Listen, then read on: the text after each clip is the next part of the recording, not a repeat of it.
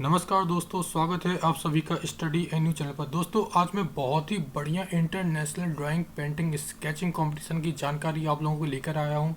इसमें total cash prize है 2,50,000 rupees का। दोस्तों जब मैं कैश प्राइज का डिटेल बताऊंगा तो आपको जानकर बहुत खुशी होगी और मुझे भी बताने में बहुत खुशी हो रही है। ऐसे कॉन्टेस्ट होते रहे तो मज़ा आ जाता है दोस्तों। ऑर्गेनाइजर की बात करें तो वेलामल नेक्सस एक इंडियन ऑर्गेनाइजेशन है जो यह कॉन्टेस्ट कंडक्ट करा रहा है दोस्तों। तो दोस्तों डिटेल देखते रहते हैं। तो दोस्तों इस कॉन्टेस्ट में 4 थीम है। मैं चारों की चारों थीम अच्छी तरीके से एक्सप्लेन करूंगा इस वीडियो में। तो इस वीडियो को स्किप करके मत देखना और जजमेंट क्राइटेरिया भी बताऊंगा दोस्तों।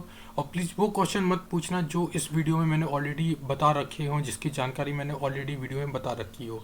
ओके दोस्तों, तो दोस्तों चलिए बात कर लेते हैं, आगे बढ़ते हैं। सबसे पहले ही अच्छी बात तो ये है कि इसमें फ्री पार्टिसिपेशन है, आपसे किसी भी तरीके का कोई फीस नहीं लिया जाएगा दोस्तों। अब प्राइजेस की बात कर लेते हैं। तो दोस्तों देखिए यहाँ पे 4 एज कैटेगरी हैं, यहाँ 4 एज कैटेगरी हैं। हर एक एज कैटेगरी में 5 विनर्स सेलेक्ट किए जाएंगे, जिसमें से फर्स्ट विनर को 25,000 रुपीज़ का कैश प्राइज मिलेगा, सेकेंड विनर को 15,000 रुपीज़ का कैश प्राइज मिलेगा, थर्ड विनर को 10,000 रुपीज़ का कैश प्राइज मिलेगा, फोर्थ विनर को 7,500 रुपीज़ का कैश प्राइज मिलेगा और फिफ्थ विनर को 5,000 रुपीज़ का कैश प्राइज मिलेगा। तो एक कैटेगरी में हो गया 62,500 रुपीज़ का टोटल कैश प्राइज।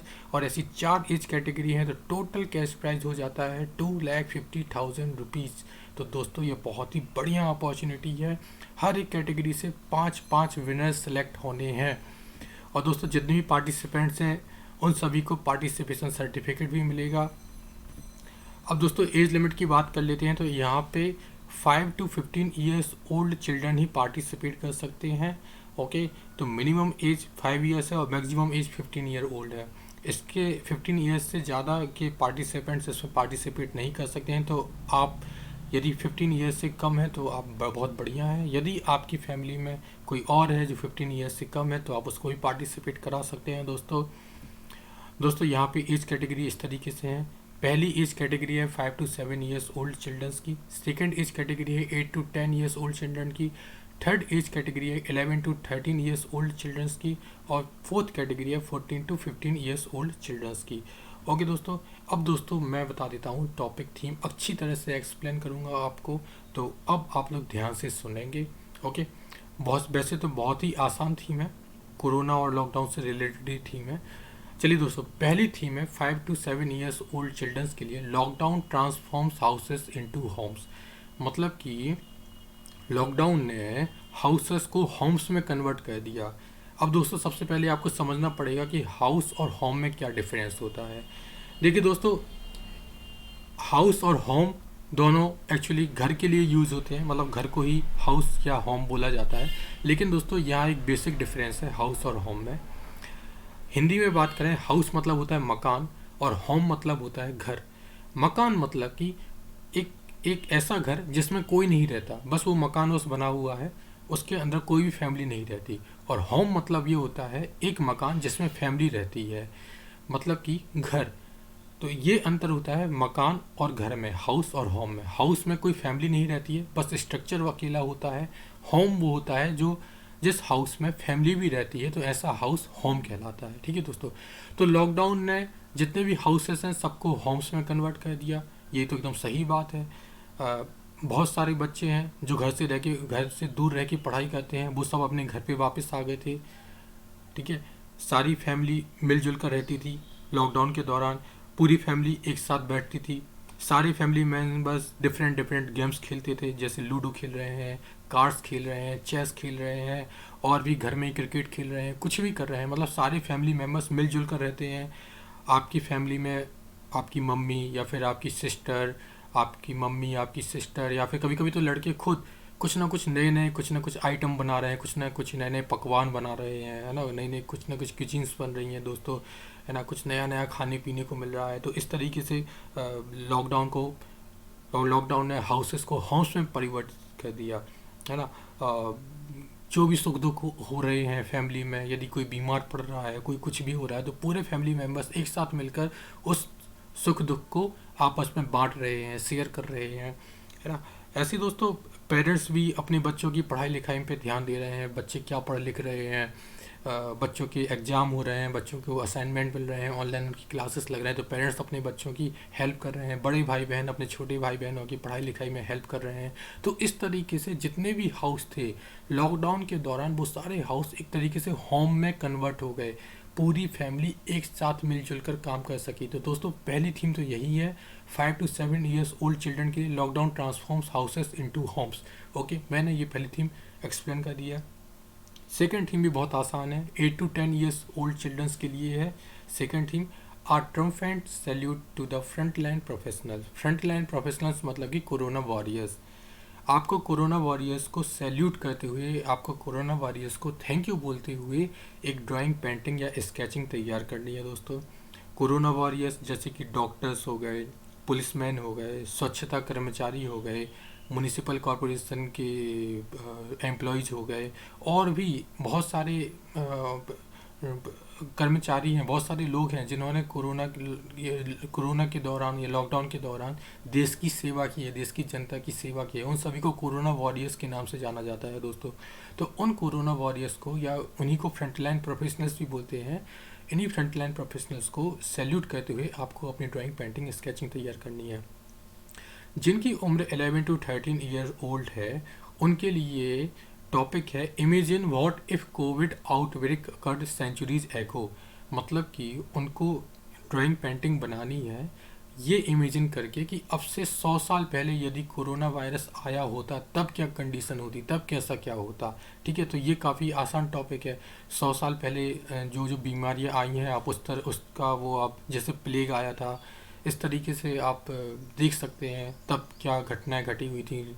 तब ज़्यादा स्वास्थ्य सुविधाएं भी नहीं थी, इतना ज़्यादा कम्युनिकेशन भी नहीं था जितना अभी कम्युनिकेशन का, जितना ज़्यादा हमारे पास कम्युनिकेशन के मीडियम उपलब्ध हैं। उस टाइम पे इतने कम्युनिकेशन की मीडियम भी उपलब्ध नहीं थी।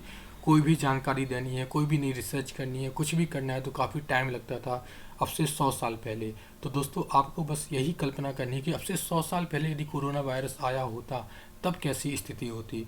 ओके, अब दोस्तों 14 to 15 ईयर्स ओल्ड के लिए जो थीम है वह है रियलाइज, रिपेंट, रिएक्ट। अब ये ध्यान से समझेंगे आप, ठीक है। रियलाइज मतलब होता है महसूस करना, रिपेंट मतलब होता है पछतावा होना, और रिएक्ट मतलब होता है कि आपने क्या एक्शन लिया। ओके, अब दोस्तों ध्यान से समझिए। देखिए दोस्तों, ये थीम जो है ये थोड़ा समझने लायक है। देखिए दोस्तों, कोरोना वायरस आया। कोरोना वायरस पर्सनली सारी इंडियन गवर्नमेंट को, सारी स्टेट गवर्नमेंट्स को, यहाँ तक कि सारे इंडियंस को ये रियलाइज़ करा गया कि हमारे देश का हेल्थ केयर सिस्टम उतना अच्छा नहीं है जितना अच्छा होना चाहिए। हालांकि हमारे जो देश की जो स्टेट गवर्नमेंट है और सेंट्रल गवर्नमेंट है, उसने काफ़ी अच्छा काम किया, उसने पूरा कोशिश की कि कोरोना वायरस ना फैल सके। और जिस तरीके से इंडिया की पॉपुलेशन है उस हिसाब से इंडियन गवर्नमेंट और स्टेट गवर्नमेंट्स काफ़ी कुछ सफल भी रही हैं कोरोना वायरस को कंट्रोल करने में। लेकिन दोस्तों फिर भी हमारे देश का जो हेल्थ केयर सिस्टम है उतना अच्छा नहीं है जितनी ज़्यादा पॉपुलेशन है। कम से कम इंडियंस को और इंडियन गवर्नमेंट को और स्टेट गवर्नमेंट्स को ये रियलाइज़ हो गया कि अब हमें अपना हेल्थ इंफ्रास्ट्रक्चर अच्छे से अच्छा करना है, ताकि कल के दिन यदि कोई भी महामारी आती है तो हम उसको निपटाने में बहुत ज़्यादा सक्षम हो। ठीक है, और दोस्तों यहाँ तक कि इंडियन जो पब्लिक है, इंडिया की जो पब्लिक है, उसने भी रियलाइज़ किया है कि अब से हमें उन्हीं लोगों को वोट देना है, उन्हीं नेताओं को वोट देना है जो एजुकेशन, हेल्थ के नाम पे, अनएम्प्लॉयमेंट के नाम पर, मतलब कि एम्प्लॉयमेंट के नाम पर वोट मांगे। ओके, तो ये भी एक जागरूकता आई है देश की जनता में। ओके, तो ये रियलाइज़ किया हुआ है दोस्तों लोगों ने।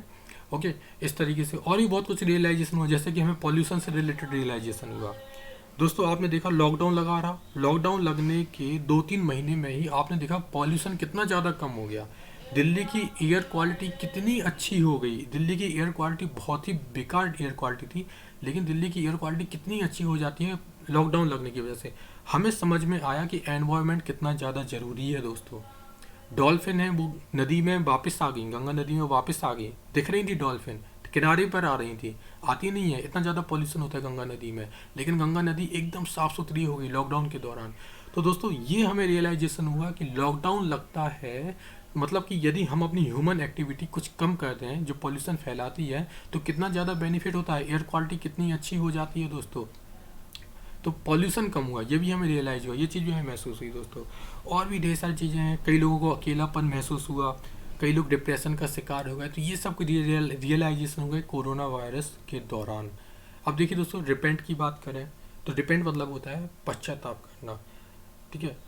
कई लोगों को कई तरीके के पछतावे हुए हैं, जैसे कि कई लोगों की क्या होती है, बहुत खर्चीले होते हैं वो लोग, क्या होते हैं सेविंग वगैरह नहीं करते, तो उन्हें पछतावा हुआ। उन्हें कम से कम ये समझ में आया कि सेविंग करना कितना ज़रूरी है। लॉकडाउन लग गया, लोगों की इनकम बंद हो गई। इनकम बंद हो जाने की वजह से जिनके पास सेविंग थी वो लोग तो काम अपना करते रहे, उनका तो लॉकडाउन में खर्चा चलता रहा। लेकिन जिनके पास सेविंग्स नहीं थी, जो बहुत ज़्यादा पैसा खर्च करते थे, उन लोगों की स्थिति बहुत ज़्यादा कमज़ोर हो गई थी। तो कम से कम उन्हें ये समझ में आया कि पैसा बचाना बहुत ज़रूरी है। उन्हें पछतावा हुआ कि पैसा काश मैंने सही सही समय पे बचाया होता, है ना। तो अब से वो पैसा बचाएंगे, तो ये क्या चीज़ होगी, ये रिएक्ट होगी, मतलब ये एक्शन हो गया कि वो पैसा आगे से बचाएंगे। और भी कई तरीके का दोस्तों, मैंने अपने गांव में देखा, लोगों उनको उनसे बोलते थे कि भाई मास्क लगाया करो, लेकिन वो हंसी में उड़ा देते कि कोरोना वायरस मेरा कुछ नहीं बिगाड़ पाएगा, ऐसे तो ढेरों वायरस आए, ढेरों वायरस यहाँ चले गए, मेरा कोरोना वायरस कुछ नहीं बिगाड़ेगा, मैं मास्क नहीं लगाऊंगा, मुझे घुटन होती है, और ऐसा वैसा उल्टा सीधा कुछ का कुछ बोलते थे, लेकिन मास्क नहीं लगाते थे।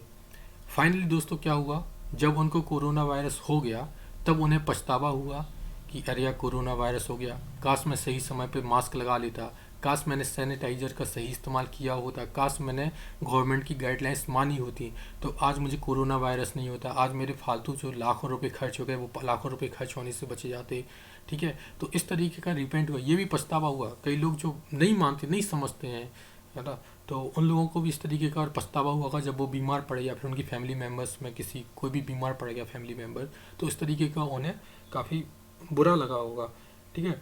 तो इस तरीके से दोस्तों काफ़ी कुछ पछतावे हैं, जैसे इंडियन गवर्नमेंट को भी लगा होगा, जैसे हमारे यहाँ ऑक्सीजन प्लांट ही नहीं थे इंडिया में ढंग से, है ना। टेक्निकल टेक्सटाइल्स हमारे यहाँ प्रोड्यूस नहीं होते थे, तो गवर्नमेंट ने इस ओर सोचा कि भाई जो इस ओर भी ध्यान देना है कि हमारे देश में ऑक्सीजन प्लांट वगैरह भी रहें, कि हमें दूसरे देशों पर डिपेंड ना होना पड़े। ओके, तो ये कई तरीके के पछतावे हैं और इन पर अब रिएक्शन भी होगा। तो इस तरीके से कोरोना वायरस के दौरान और भी आप, मैंने जो कुछ पॉइंट छोड़ दिए हों, आप हो सकता है आपके पास और भी बेहतर बेहतर पॉइंट हों, तो आप उन पर भी अपनी ड्राइंग, पेंटिंग, स्केचिंग बना सकते हैं, ठीक है। तो दोस्तों मैंने थोड़ा थीम एक्सप्लेन की है, आपको एक बेसिक आइडिया मिल गया होगा। ओके, अब दोस्तों हम आगे बढ़ते हैं। दोस्तों यहाँ पे आपका जो आर्ट वर्क है, जो ड्राइंग, पेंटिंग, स्केचिंग आप कर रहे हैं, उसके लिए यहाँ साइज़ दी हुई है। आपको A3 या A4 साइज के पेपर पर या फिर कैनवास पर कहीं पर भी आपको अपनी ड्राइंग या पेंटिंग बनानी है, ठीक है। A3 या A4 यहाँ पे साइज़ दिया हुआ है अब आपके आर्ट वर्क के लिए। और आपको क्या करना है, ऑनलाइन सबमिशन करना है। तो जब आप ऑनलाइन सबमिट करेंगे तो आप जो अपनी ड्राइंग या पेंटिंग की जो इमेज होगी उसका जो मेमोरी साइज़ है वो 5 MB से ज़्यादा नहीं होना चाहिए, 5 MB या 5 MB से कम ही होना चाहिए। ओके दोस्तों, अब दोस्तों यहाँ पे इन्होंने बता दिया है, ये सब आप पढ़ सकते हैं। आप अपनी ड्राइंग, पेंटिंग, स्केचिंग बनाने के लिए सब कुछ यूज कर सकते हैं। पेंसिल्स यूज कर सकते हैं, कलर पेंसिल्स यूज कर सकते हैं, ग्रेफाइट यूज कर सकते हैं, चारकोल, क्रेयॉन्स, स्केच पेन्स और oil pastels, water colours, acrylic colours, oil colours, आप सब कुछ यूज कर सकते हैं। इसके अलावा आप ड्राइंग पेपर पर भी बना सकते हैं, कैनवास पर भी बना सकते हैं। आप किसी भी सरफेस पर आप अपनी ड्राइंग, पेंटिंग, स्केचिंग कर सकते हैं। दोस्तों फॉर्मेट ये है कि जब आप जब आप ऑनलाइन सबमिट करेंगे अपनी इमेज को, तो आप उसका या तो JPEG इमेज सबमिट कीजिए या फिर उसका PDF फाइल सबमिट कीजिए। 5 MB से ज़्यादा आपकी मेमोरी साइज का फाइल नहीं होना चाहिए। अब दोस्तों यहाँ पे इन्होंने बताया हुआ है कि आप अपना इमेज, जो आप इमेज बना रहे हैं, तो उस इमेज में आपको कुछ डिटेल्स भी इंक्लूड करनी है। जैसे आपको अपने आर्ट वर्क का टाइटल देना है, आपको अपने आर्ट वर्क का साइज़ भी वहीं बताना है, और एक छोटा सा डिस्क्रिप्शन भी देना है, ठीक है। थोड़ा अपना आर्ट वर्क के बारे में थोड़ा सा डिस्क्रिप्शन भी देंगे आप। ओके, और जो इमेज है, आपकी जो इमेज है, आपके जो आर्ट वर्क की जो इमेज है, उस पर सभी पार्टिसिपेंट्स को अपनी एज लिखनी है और टॉपिक बताना है कि किस टॉपिक पर उन्होंने बनाया हुआ है, अपना नाम भी लिखना है और अपना टॉपिक भी बताना है, ओके, कि किस टॉपिक पर आपने अपनी आर्ट, पेंटिंग, ड्राइंग, स्केचिंग बनाई हुई है। देखिए दोस्तों, रजिस्ट्रेशन और सबमिशन का लिंक आपको मिल जाएगा डिस्क्रिप्शन बॉक्स में। आप रजिस्ट्रेशन कर लेंगे, रजिस्ट्रेशन के बाद आपका अकाउंट बन जाएगा, उस अकाउंट पर जाके आपको अपनी इमेज सबमिट करनी है, ओके। अब दोस्तों ध्यान देंगे, यहाँ मैं कुछ ज़रूरी डेट्स आपको बताने वाला हूँ, सबमिशन की डेट, रजिस्ट्रेशन की डेट और रिजल्ट की डेट, ओके। तो ध्यान से सुनिएगा दोस्तों। देखिए दोस्तों, आपको रजिस्ट्रेशन करना है 30 जून 2021 से पहले 30 जून 2021 से पहले आप रजिस्ट्रेशन कर लीजिए। रजिस्ट्रेशन के बाद आप कभी भी 11 जुलाई 2021 तक, ठीक है, ये रजिस्ट्रेशन करने की लास्ट डेट है 30 जून 2021, और सबमिशन करने की लास्ट डेट है, मतलब कि आप अपनी इमेज या ड्राइंग सबमिट कर सकते हैं 11 जुलाई 2021 तक, ठीक है। तो सबमिशन की लास्ट डेट है 11 जुलाई 2021, लेकिन रजिस्ट्रेशन की लास्ट डेट है 30 जून 2021। तो रजिस्ट्रेशन आप कभी भी कर लीजिए, फटाफट रजिस्ट्रेशन कर लीजिए और सबमिट आप 11 जुलाई 2021 तक कर दीजिए। और जो फाइनल रिजल्ट डिक्लेयर होगा वो इनकी वेबसाइट पर रिजल्ट डिक्लेयर होगा। इनकी वेबसाइट का लिंक भी आपको डिस्क्रिप्शन बॉक्स में मिल जाएगा। और जो रिजल्ट अनाउंस होगा वो 8 अगस्त 2021 को अनाउंस होगा, ओके दोस्तों। तो अब आप रिजल्ट से रिलेटेड कोई भी कमेंट मत कीजिएगा, और लास्ट डेट और सबमिशन डेट से रिलेटेड कोई भी कमेंट मत कीजिएगा। यहाँ पर मैंने आपको जानकारी दे दी है, तो ये सारी की सारी इंपॉर्टेंट डेट्स आप नोट डाउन कर लीजिएगा दोस्तों। और दोस्तों, यदि आपको अभी भी कोई डाउट है, कुछ भी है, तो व्हाट्सएप नंबर और ईमेल आईडी आपको डिस्क्रिप्शन बॉक्स में मिल जाएंगे। आप व्हाट्सएप नंबर पर अपनी क्वेरी पूछ सकते हैं, ऑर्गेनाइजर से डायरेक्ट पूछेंगे, आपको बहुत सही आंसर मिलेगा, ओके दोस्तों। जानकारी अच्छी लग रही है तो वीडियो को लाइक कर दीजिए, चैनल को सब्सक्राइब कीजिए और इंस्टाग्राम पर भी जाकर ज़रूर फॉलो कीजिएगा। अब दोस्तों जजमेंट क्राइटेरिया बता देता हूँ। तो जजमेंट क्राइटेरिया सीधा डिपेंड करेगा आपने थीम से कितना ज़्यादा थीम से रिलेटेड अपना आर्ट वर्क तैयार किया है, आपका प्रेजेंटेशन कैसा है, आपकी क्रिएटिविटी देखी जाएगी, आपने अपने आर्ट वर्क में कितना ज़्यादा नीटनेस रखी हुई है, कितनी ज़्यादा साफ़ सफाई रखी हुई है, वो देखा जाएगा, ओके दोस्तों। और आपने कितने अच्छे तरीके से कितना ज़्यादा कंप्लीट किया हुआ है अपना डिज़ाइन और अपना आर्ट वर्क, उस पर भी आपका जजमेंट क्राइटेरिया डिसाइड करेगा, जजमेंट करेंगे जजेस। तो दोस्तों, जानकारी अच्छी लगी तो वीडियो को लाइक कर दीजिए, चैनल को सब्सक्राइब कर दीजिए, इंस्टाग्राम पर फॉलो कीजिए। धन्यवाद।